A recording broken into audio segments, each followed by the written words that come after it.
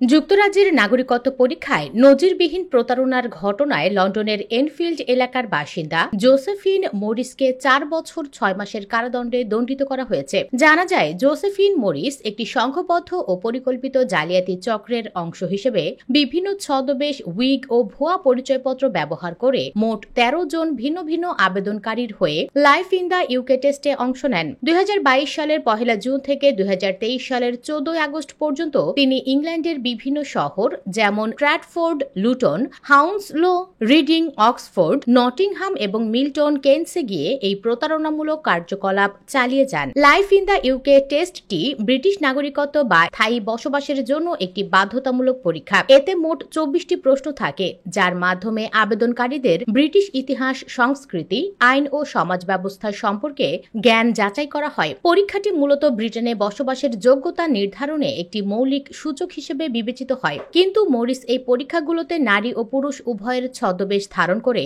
মূল আবেদনকারীর হয়ে অংশ নেন। কখনো হিজাব পরে, কখনো কৃত্রিম দাড়ি লাগিয়ে, বিভিন্ন সময়ে ভিন্ন ভিন্ন রূপ নিয়ে তিনি এই টেস্ট সেন্টারগুলোতে হাজির হতেন। তার বাসা থেকে পুলিশ একাধিক ভুয়া ড্রাইভিং লাইসেন্স, পরিচয়পত্র এবং অন্যান্য নথিপত্র উদ্ধার করে। প্রসিকিউশন পক্ষের দাবি, এটি ছিল একটি ভালোভাবে সংঘটিত প্রতারণা।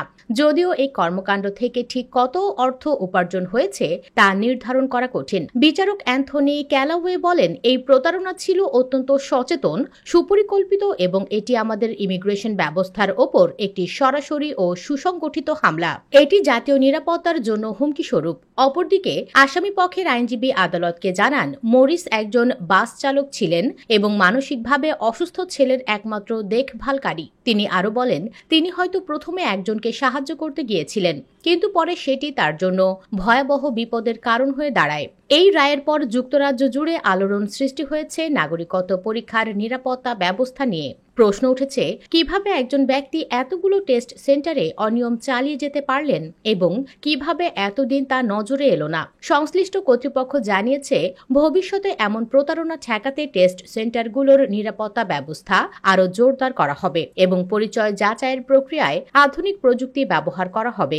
বিশ্লেষকরা বলছেন, যুক্তরাজ্যের মতো একটি উন্নত দেশে নাগরিকত্ব পাওয়া মানে শুধু আইনগত অধিকার নয়, বরং দেশটির নীতিগত কাঠামো ও মূল্যবোধের অংশ হয়ে ওঠা। সেখানে এমন প্রতারণা কেবল একটি অপরাধ নয়, একটি জাতীয় নিরাপত্তা, সামাজিক আস্থা ও রাষ্ট্রীয় নৈতিকতার ওপর সরাসরি আঘাত। এই মামলার রায় ভবিষ্যতের জন্য একটি কঠোর বার্তা দিচ্ছে, যে কেউ যদি যুক্তরাজ্যের ইমিগ্রেশন বা নাগরিকত্ব ব্যবস্থার ফাঁকফোকর ব্যবহার করে প্রতারণার চেষ্টা করেন, তাহলে তার পরিণতি হবে অত্যন্ত ভয়াবহ।